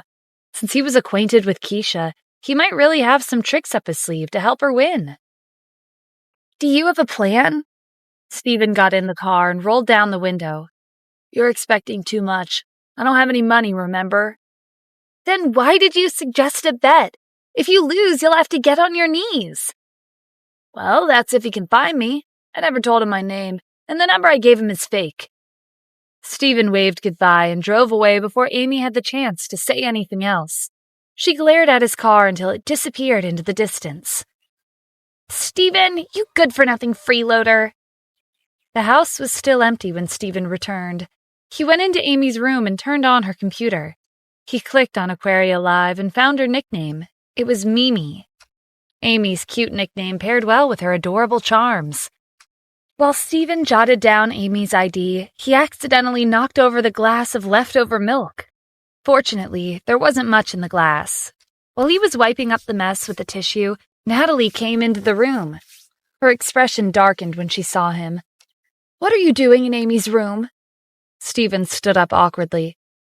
Nothing. It was the fact that he had snuck into his sister-in-law's room when no one was home, and to make things worse, his mother-in-law had caught him. He didn't want to expose Amy's secret that she was an online streamer, but how was he going to get out of this? To no one's surprise, Natalie didn't believe him. She pushed him aside and saw a slightly damp tissue on the floor. Amy's closet was open a crack, and her pajamas were on her bed. Inappropriate images flooded Natalie's mind. Stephen, how dare you! When no one was home, you took the chance to sneak into Amy's room to do such a disgusting thing. Stephen was confused until he glanced at the scene next to him. He instantly grasped the situation. Mom, this is a big misunderstanding. Misunderstanding? Get out of here right now, you ungrateful freeloader! We let you live with us because you're Kim's husband. But I didn't think you would go as far as to set Amy as your target. Natalie grabbed a broom and prodded Stephen with the bristles to push him out of the room. Mom, calm down. I can explain. When Natalie threw the broom at him, he sidestepped and avoided it. What is there to explain? I'm kicking you out of this house. While Natalie was walking over to the broom to pick it up, she slipped on the floor and fell. Damn it, Stephen! Are you trying to kill me to keep my mouth shut? Stephen was dumbfounded. He hadn't even touched her. Where was this ridiculous accusation coming from? All of a sudden, Kim entered the room. When Natalie saw her, she pretended to be even more distressed. Kim, is that you? Your husband pushed his own mother-in-law to the floor. This was a golden opportunity to kick Stephen out. Natalie had to make Kim divorce him so that the owner of Global Investment could become her son-in-law. Kim rushed over to Natalie to help her up. What happened? Natalie leaned over to Kim and told her everything that Stephen had done in a low voice. Kim, you have to chase him out of the house today. Who knows what else he's capable of? Kim's face flushed with embarrassment. That's impossible. He's not that kind of person. If you don't believe me, just look at the evidence. Natalie pointed to the floor, the closet, and the bed. He even got mad when I exposed him. Isn't it obvious who's at fault here? Kim was even more embarrassed that she saw the damp tissue on the floor. She had asked Stephen to pack some of Amy's clothes today. Had he really done something indecent while he was in her room? Stephen, what do you have to say for yourself? Stephen looked at Kim with a helpless expression. It's not like that. You have to believe me. Didn't you ask me to bring Amy her clothes? I left in a hurry and didn't have time to clean up. When I came home, I was planning on cleaning her room since I had nothing to do, but I accidentally knocked over the milk. Half of Kim's suspicions disappeared after hearing this. After all, in the past 3 years, they had never done anything remotely intimate with each other, not even once. Stephen wasn't like that. Is that all? Yes, that's all. And while I was wiping the floor, Mom came home. Kim narrowed her eyes. Then how did she fall over? Kim, remember when you first came into the room? Mom was next to the place where I knocked over the milk. The floor was still wet, so she slipped. Kim glanced at the place Stephen was referring to. She felt a lot better when she saw that Amy's glass of milk was on the table, right above the tissue on the floor. Natalie was reluctant to give in. I don't remember the floor being wet. Where's your proof? If you don't believe me, you can inspect the tissue yourself. As soon as Stephen finished his sentence, Natalie and Kim were shocked beyond words. Was he implying for them to pick up the dirty tissue and take a sniff? Or worse, taste it? Who would do something that disgusting? Stephen, I think that's enough, Kim said in a firm tone. At the same time, she was embarrassed because she hadn't noticed the glass of milk on the table near Amy's computer when she first came into the room. Otherwise, this wouldn't have escalated into such a big misunderstanding. But this was also because of Natalie. Mom, I understand why you misunderstood him, but why did you frame Stephen for something he didn't do? I hope there won't be a next time. Kim, sooner or later, your life will be ruined if you let someone like him stay by your side. When the time comes, you'll definitely regret it. Natalie's tricks had been exposed, so she didn't feel like staying here any longer. She was exasperated as she trudged back to her own room. Stephen sensed the tense atmosphere and decided to excuse himself because he didn't want to make Kim even more mad. I'm going back to my room too. Kim hesitated before stopping him outside Amy's room. "Hold on. Stay here and don't move." Kim went to her room and came back a few minutes later. She stared at Stephen with her hands behind her back. "Kim, why are you staring at me like that? Do I have something on my face?" Kim threw something at him. "In the future, use that if you need to take care of your business, and make sure you do it in private."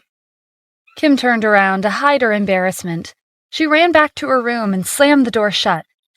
Stephen was confused until he looked down at the piece of clothing that Kim had given him. He couldn't help but sigh. Just what kind of person did she think he was? After going back to his room, Stephen laid on the bed and reached for his phone. He downloaded the Aquaria Live app and registered a new account with the nickname Stephen Asher. This was his first time on a streaming platform. He pressed random icons to familiarize himself with the app. When he typed in Amy's ID into the search engine, he was surprised to see that she had already started streaming. It seemed like Amy was determined to win the competition. When Stephen joined the stream, Amy smiled and made a heart gesture. Welcome and hello, Stephen Asher. Amy was wearing a light blue dress with a white veil draped over her shoulders. She was wearing light makeup that brought out her cute and elegant charms. Stephen glanced at the number in the corner. He was shocked that 100,000 people were watching Amy's stream. It seemed like Mimi was a popular streamer on A-Live. Amy made a cute face at the camera. Tomorrow is the finals. Please support me. The chat was instantly flooded with comments asking Amy to dance. Several viewers promised that they would give her a sports car emoji, which was the gift the viewer could send to the streamer by paying $200. Amy played a trendy song titled Night. She played the music and danced in tune with the lyrics. The fluorescent lanterns and chandeliers continued to shine. Amy's dance resembled a fairy dancing in an enchanted forest. The viewers could almost picture butterflies and flowers around her. Her elegant and rhythmic movements captured their hearts. Stephen didn't expect Amy to be so good at dancing. Her fiery personality in real life was nowhere to be seen. While Amy was dancing, the viewers sent all kinds of gifts from A-Live. Miniature icons of their gifts covered the entire screen. There were sports cars, diamonds, rockets, and more. After the song ended, Amy sat back down and thanked each viewer for their gift. She looked excited that she had received so many gifts. In the next second, some viewers started leaving negative comments. What kind of dance was that? It was nauseating to watch. What is she wearing? It's not cute at all. She has no fashion sense. Amy's smile faltered, but she forced herself to respond cheerfully. If you don't like it, you can leave. Thank you for watching me dance today. The administrator on Amy's stream gave these viewers a warning in the chat, but they ignored it. Do you think you're a celebrity? You don't even have that many followers. Get lost. Your dance blinded me just now. You want to become the new queen with that kind of skill? Stop dreaming. Everyone, don't bother watching her stream. Watch Claire's stream instead. She's much better. More viewers left negative comments, and before long, there were too many for the administrator to handle. Gradually, the number of people watching Amy's stream dwindled. Some viewers didn't want to deal with the toxicity in the chat, while other viewers left to watch Claire's stream. In the end, there were only 10,000 viewers left in Amy's stream. Around 90,000 viewers had left after the negative comments started. Amy had no choice but to tell her remaining viewers that she'd be taking a break and would be back in 30 minutes. She wasn't confident that she could continue streaming with a lively atmosphere. Amy had been streaming at her university's dorm. She closed her laptop and slammed her fists on the table in anger. It wasn't hard to guess that she had lost viewers because of Clara's tricks. Besides the support of ordinary fans, Amy's popularity on A-Live was mostly because of Brian. He used to send her expensive gifts during the streams. He stopped when she refused to meet up with him in person late one night. Amy sighed. Am I really going to lose to Clara in the finals? I hope some random rich viewer shows up to help me out. When Stephen saw the viewers mention another streamer named Claire, he suspected that this was Clara's nickname on A-Live. Stephen searched for Claire's ID and found her profile. It really was Clara. Stephen pressed on Clara's stream. Since you acted so confident this afternoon, let's see what's so special about your live broadcast. As soon as he entered the room, Clara greeted him in a flirtatious voice. Stephen Asher, welcome. For everyone who's joining now, I'd like to make an announcement. If you send me a sports car, there will be extra benefits. As for anyone who sends me a warship, I'll do whatever you want. Stephen wasn't familiar with these terms.